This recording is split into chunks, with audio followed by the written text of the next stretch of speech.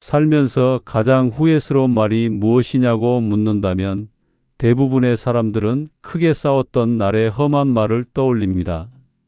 하지만 진짜 인생을 무너뜨리는 말은 그런 게 아닙니다. 큰 소리로 내질렀던 말이 아니라 아무렇지 않게 웃으면서 건넸던 그 한마디, 분위기에 취해 자연스럽게 흘러나왔던 그 짧은 문장이 수십 년 쌓아온 관계를 조용히 그리고 돌이킬 수 없이 무너뜨립니다. 집에 돌아와 불을 끄고 누웠을 때 갑자기 떠오르는 그 장면. 아, 괜히 말했다. 그 후회가 밤새 머릿속을 맴돌았던 경험 한 번쯤은 있으실 겁니다. 그런데 20대, 30대 때의 실수는 시간이 지나면 대부분 회복됩니다.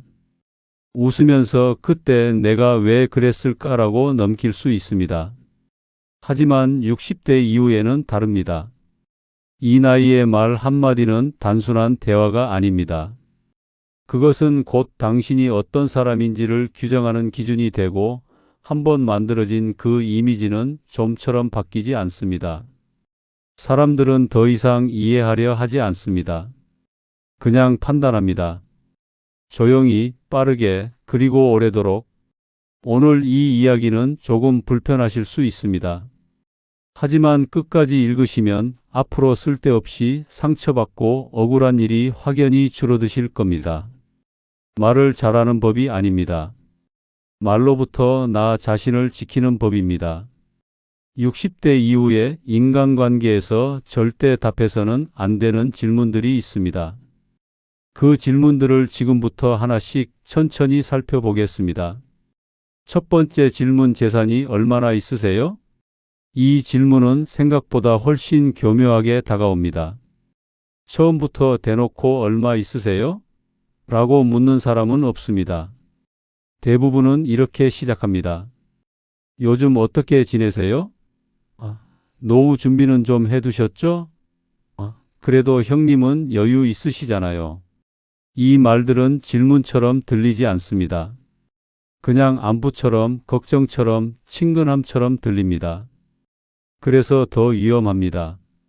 대구에 사는 63세 김 씨의 이야기입니다.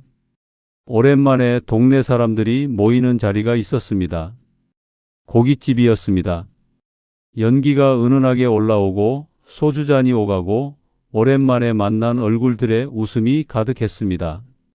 김 씨도 오랜만에 마음이 편했습니다. 이런 자리가 얼마만인가 싶었습니다. 그때였습니다. 맞은편에 앉아 있던 사람이 소주잔을 내려놓으며 툭 던지듯 말했습니다. 형님은 그래도 준비 좀 해두셨죠? 김 씨는 웃으며 대답했습니다. 아이고 뭐 그냥 먹고 살 정도지. 그걸로 끝날 줄 알았습니다. 그런데 여기서 대부분 무너집니다. 옆에 앉아있던 다른 사람이 말을 받아쳤습니다. 아니, 그래도 대충 얼마 정도 되세요? 순간 테이블에 잠깐 정적이 흘렀습니다. 모두의 시선이 김 씨에게 쏠렸습니다. 김 씨는 속으로 생각했습니다. 이걸 말해야 하나 말아야 하나? 그 짧은 순간 묘한 감정이 올라왔습니다. 이 나이까지 열심히 살아온 자신에 대한 자부심이었습니다. 나도 그냥 없는 사람처럼 보이고 싶지 않다는 마음이었습니다. 그 감정이 입을 열게 만들었습니다. 뭐 한 8억 정도는 됩니다. 말이 나오는 순간 김 씨는 직감적으로 느꼈습니다. 아, 이거 말하면 안 됐는데? 그날 저녁은 분위기가 좋았습니다. 오, 형님 대단하시네요. 역시 준비 잘하셨다는 말이 이어졌습니다. 하지만 집으로 돌아오는 길, 김 씨 마음속에는 뭔가 불편한 것이 가라앉지 않았습니다. 며칠 뒤 그 불편함은 현실이 되었습니다. 모임에서 처음 질문을 던졌던 사람에게서 전화가 왔습니다. 형님, 이번에 괜찮은 투자 건이 하나 있는데 형님은 여유 있으시니까 같이 해보시겠어요? 또 다른 날에는 다른 번호로 전화가 왔습니다. 형님, 제가 급하게 좀 필요한데 짧게만 빌려주실 수 있으세요? 그리고 얼마 뒤 다른 경로를 통해 들려온 말. 그 형님 돈 꽤 있다더라. 그 순간부터 김 씨는 사람이 아니라 하나의 조건이 되어 버렸습니다. 모임에서의 눈빛이 달라졌습니다. 예전에는 그냥 동네 친구였는데 이제는 뭔가를 기대하는 눈빛들이 느껴졌습니다. 김 씨는 말했습니다. 그냥 솔직하게 말한 건데 왜 이렇게 됐는지 모르겠어요. 이제 그 모임에 나가기가 불편해요. 반대의 경우도 있습니다. 인천에 사는 61세 최 씨는 비슷한 자리에서 아이고 요즘은 빠듯합니다 라고 말했습니다. 그러자 분위기가 미묘하게 바뀌었습니다. 사람들은 겉으로는 그렇구나라고 했지만 그 이후로 어딘가 거리가 생겼습니다. 예전에는 이번에 우리 여행 한번 가자는 말이 있었는데 어느 순간부터 그런 말을 꺼내는 사람이 없어졌습니다. 최 씨는 나중에야 깨달았습니다. 돈이 없다고 했을 때의 그 은근한 거리감도 돈이 있다고 했을 때의 그 기대 어린 시선도 둘 다 불편하기는 마찬가지라는 것을요. 그래서 이 질문에는 정답이 없는 것처럼 보입니다. 많다고 해도 문제가 되고 적다고 해도 관계가 달라집니다. 하지만 사실 정답은 있습니다. 이렇게 말하는 것입니다. 그냥 먹고 살 만큼은 됩니다. 이 한마디가 가장 안전합니다. 많지도 않고 적지도 않습니다. 더 물어볼 구석이 없습니다. 동정도 받지 않고 표적이 되지도 않습니다. 그리고 무엇보다 이 말은 거짓말이 아닙니다. 지금 이 자리에서 이 이야기를 듣고 계신 여러분은 모두 살아계시고 그 말은 사실입니다. 노년의 말은 한 번으로 끝나지 않습니다. 한 번 흘러나온 말은 사람들 사이에서 기준이 됩니다. 그리고 그 기준은 당신이 원하지 않는 방향으로 당신을 정의하기 시작합니다. 재산은 가장 가까운 사람에게도 굳이 말할 필요가 없는 것입니다. 그것은 비밀이 아니라 나를 지키기 위한 최소한의 경계입니다. 두 번째 질문, 자식은 뭐 하고 있어요? 이 질문이 가장 많은 분들을 무너뜨립니다. 그 이유는 하나입니다. 자식 이야기는 부모에게 단순한 정보가 아니라 자존심이기 때문입니다. 평생 키워온 자식이 잘 되면 그건 곧 내가 잘 산 증거처럼 느껴집니다. 그래서 조금이라도 좋게 말하고 싶어지는 마음, 너무도 자연스럽습니다. 하지만 바로 그 마음이 관계를 망가뜨리는 시작점이 됩니다. 서울에 사는 67세 박 씨의 이야기를 들어보십시오.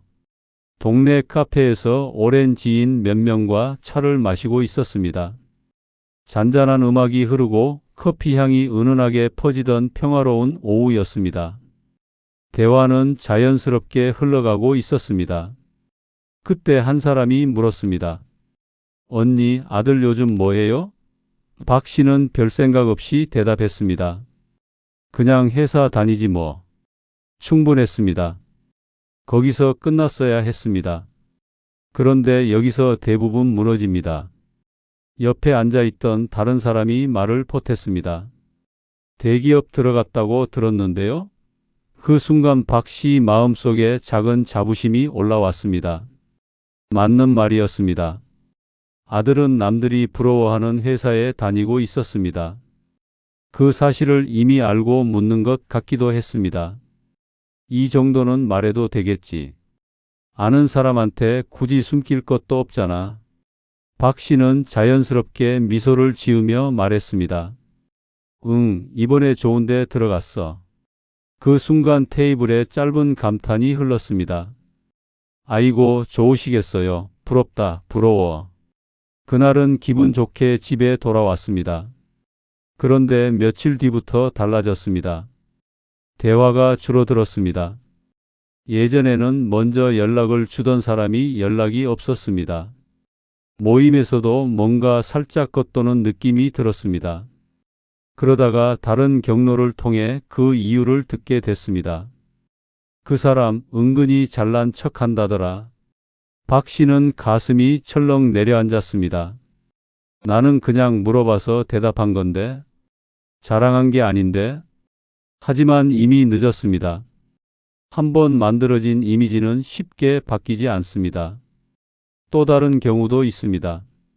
수원에 사는 65세 윤 씨는 반대 상황을 겪었습니다. 자식 이야기가 나왔을 때 사실 큰아들이 사업에 실패해서 힘든 시기를 보내고 있었습니다.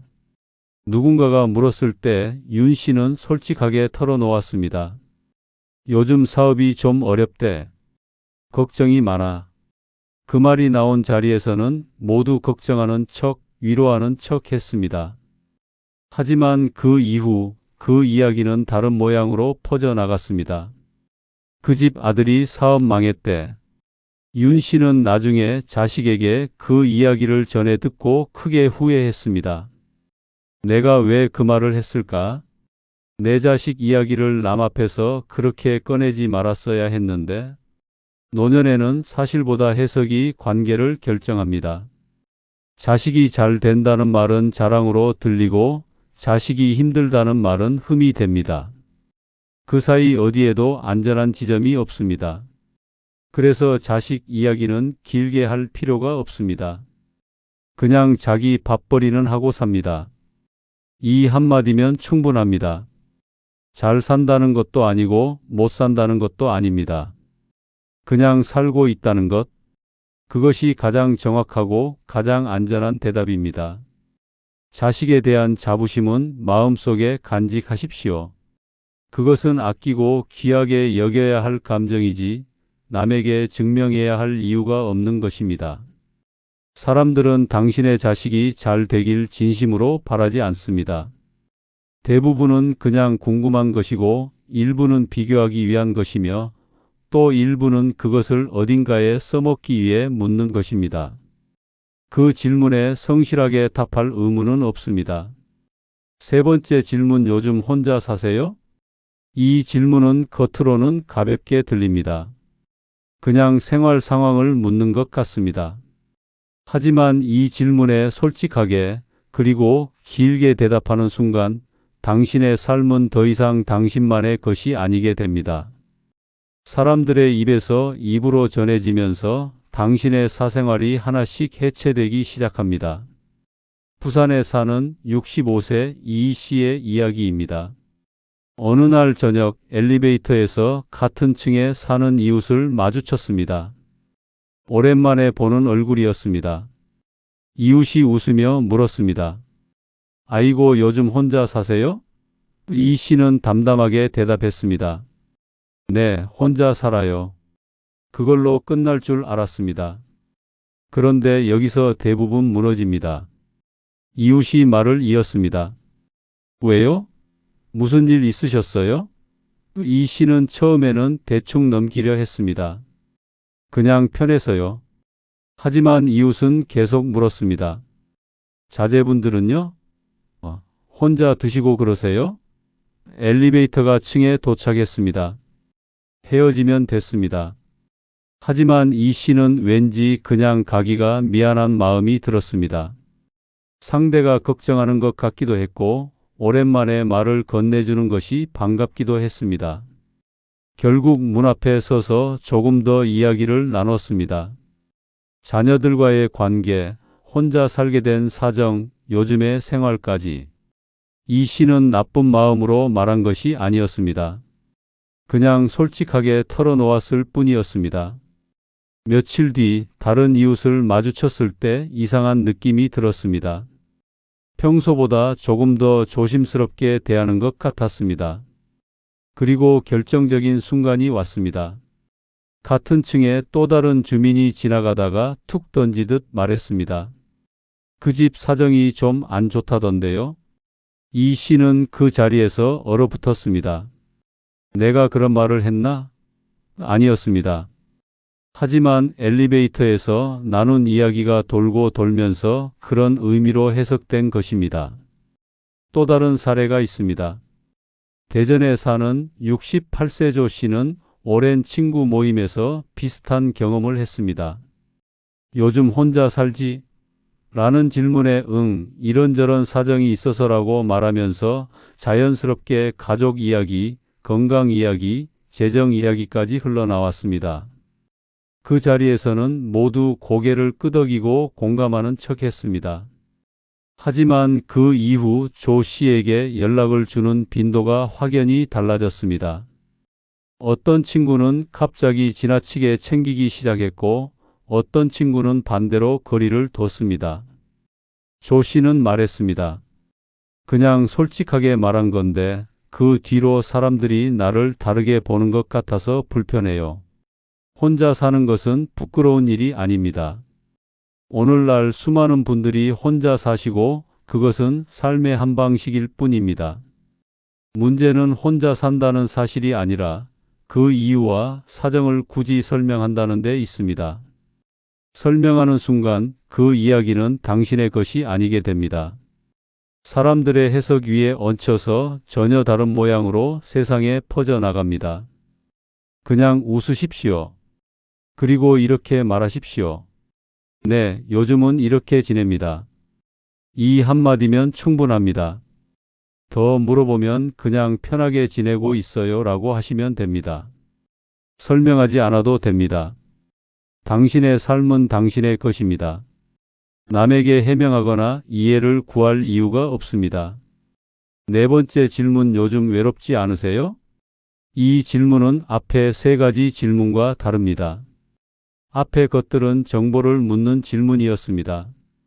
하지만 이 질문은 감정을 묻습니다. 그래서 가장 위험합니다. 사람은 정보보다 감정에 더 쉽게 무너집니다. 특히 평소에 꾹 눌러두었던 감정이 이 질문 하나에 한꺼번에 터져 나오기도 합니다. 광주에 사는 66세 한 씨의 이야기입니다. 오래 알고 지낸 지인과 공원 벤치에 앉아 있었습니다. 선선한 바람이 불고 낙엽이 조금씩 지는 늦가을 오후였습니다. 한 씨는 그날 유독 마음이 가라앉아 있었습니다. 별 이유는 없었습니다. 그냥 그런 날이었습니다. 그때 옆에 앉은 지인이 부드럽게 물었습니다. 요즘 외롭지 않으세요? 그 말이 떨어지는 순간 한 씨 마음속에 있던 뭔가가 흔들렸습니다. 잠깐 말이 막혔습니다. 그리고 무심코 말이 나왔습니다. 조금 외롭죠. 그 세 글자가 나오는 순간 뭔가 후련하면서도 동시에 이거 말하면 안 됐는데라는 느낌이 동시에 들었습니다. 그런데 여기서 대부분 무너집니다. 지인은 걱정스러운 표정으로 더 물었습니다. 많이 외로우세요? 자식들이 자주 연락은 해요? 교회는 나가고 계세요? 한 씨는 그날 오후 내내 이야기를 쏟아냈습니다. 자식들이 바빠서 연락이 뜸한 것, 남편을 먼저 보내고 나서의 허전함, 혼자 밥 먹는 게 익숙해졌지만 가끔은 너무 조용해서 힘들다는 것까지. 그 자리에서 지인은 진심으로 들어주는 것 같았습니다. 공감도 해줬습니다. 그런데 며칠이 지난 후 아는 사람이 한 씨에게 전화를 했습니다. 요즘 힘드시다면서요? 제가 들었어요. 그 순간 한 씨는 화들짝 놀랐습니다. 누가 그런 말을 했어? 물어볼 것도 없었습니다. 그리고 얼마 후 모임에서 한 씨를 향한 눈빛이 달라졌다는 걸 느꼈습니다. 뭔가 조심스럽게 대하는 것 같기도 하고 뭔가 안타깝게 보는 것 같기도 했습니다. 어느 날 누군가가 무심코 한 말이 귀에 들어왔습니다. 그분 좀 외로운 분이야. 그 문장 하나로 한 씨는 규정되어 버렸습니다. 비슷한 경험을 한 또 다른 분의 이야기도 있습니다. 청주에 사는 69세 문 씨는 오래전부터 다니던 복지관에서 담당 사회복지사에게 비슷한 질문을 받았습니다. 어르신, 요즘 외로우시지 않으세요? 문 씨는 솔직하게 말했습니다. 솔직히 말하면 많이 외롭죠. 그 이후로 복지관에서는 문 씨를 돌봄이 필요한 분으로 분류했고 여기저기서 연락이 오기 시작했습니다. 처음에는 고마웠습니다. 하지만 어느 순간부터는 나를 불쌍하게 보는구나라는 느낌이 들기 시작했습니다. 문 씨는 말했습니다. 내가 외롭다고 해서 도움이 필요한 사람은 아닌데 그게 구별이 안 되는 것 같아요. 외로움은 누구나 느낍니다. 60대, 70대가 됐다고 해서 외롭지 않은 사람은 없습니다. 아니, 오히려 이 나이일수록 외로움은 더 깊어집니다. 그것은 당연한 감정입니다. 하지만 그 감정을 남에게 말로 꺼내는 순간 그것은 당신의 감정으로 남아있지 않습니다. 사람들의 해석 위에 얹혀서 외로운 사람이라는 이미지가 되고 그 이미지는 당신이 어디를 가든 먼저 도착해 있습니다. 외로움은 남에게 보여줄 감정이 아닙니다. 그것은 스스로 다뤄야 할 감정입니다. 산책을 하면서, 좋아하는 음악을 들으면서, 오래된 사진을 꺼내보면서, 혹은 조용히 기도하면서 그 감정을 다루는 방법은 각자가 찾아야 합니다. 그리고 누군가가 외롭지 않으세요? 라고 물어온다면 이렇게 말하십시오. 괜찮습니다. 잘 지내고 있습니다. 이 한마디가 당신을 지킵니다. 거짓말이 아닙니다. 지금 이 순간 당신은 분명히 괜찮습니다. 마지막으로 말을 지키는 것이 나를 지키는 것입니다. 여기까지 읽으셨다면 어쩌면 조금 마음이 무거우실 수도 있습니다. 그럼 아무 말도 하지 말라는 건가? 사람들이랑 어떻게 대화를 하라는 건가? 그런 생각이 드실 수도 있습니다. 하지만 오늘 이야기가 드리고 싶었던 것은 그게 아닙니다. 우리는 평생 말을 하며 살아왔습니다. 그 말들로 관계를 맺었고 사람들과 연결됐고 힘든 시간을 함께 버텼습니다. 말이 없었다면 지금의 인연들도 없었을 것입니다. 말은 소중합니다. 그렇기 때문에 이제는 그 소중한 말을 더 아껴야 합니다. 말을 줄이라는 것이 아니라 말에 무게를 더하라는 것입니다. 젊을 때는 말이 가벼워도 괜찮았습니다. 실수해도 웃으면서 넘어갔습니다. 하지만 60대 이후에는 말 한마디가 관계의 온도를 결정합니다. 한번 흘러나온 말은 돌아오지 않습니다. 그리고 그 말이 만들어낸 이미지는 당신이 원하지 않는 방향으로 당신의 남은 시간을 채울 수 있습니다. 오늘 소개해 드린 4가지 질문, 재산, 자식, 생활 방식, 감정, 이것들은 모두 당신의 가장 내밀한 곳을 건드리는 질문들입니다. 그 질문들 앞에서 무너지는 것은 약해서가 아닙니다. 오히려 살아온 세월 동안 쌓인 것들이 많기 때문입니다. 자부심도 있고 상처도 있고 외로움도 있고 사랑도 있기 때문입니다. 그래서 그 질문들이 마음을 건드리는 것입니다. 하지만 그 모든 것을 굳이 말로 꺼낼 필요는 없습니다. 당신의 재산이 얼마인지, 자식이 어떻게 사는지, 왜 혼자 사는지, 얼마나 외로운지 이것들을 남에게 설명하지 않아도 당신의 삶은 충분히 의미 있고 충분히 아름답습니다. 굳이 증명하지 않아도 됩니다. 굳이 이해받으려 하지 않아도 됩니다. 앞으로 누군가가 이런 질문을 던져온다면 잠깐 멈추십시오. 단 한 박자만 숨을 고르십시오. 그리고 이렇게 생각하십시오. 이 말을 해도 괜찮은가? 그 한 번의 멈춤이, 그 짧은 침묵이 당신의 남은 인생을 지켜줄 것입니다. 말을 지키는 것이 나를 지키는 것입니다. 그리고 나를 지키는 것이 결국 내가 소중히 여기는 관계들을 지키는 것입니다.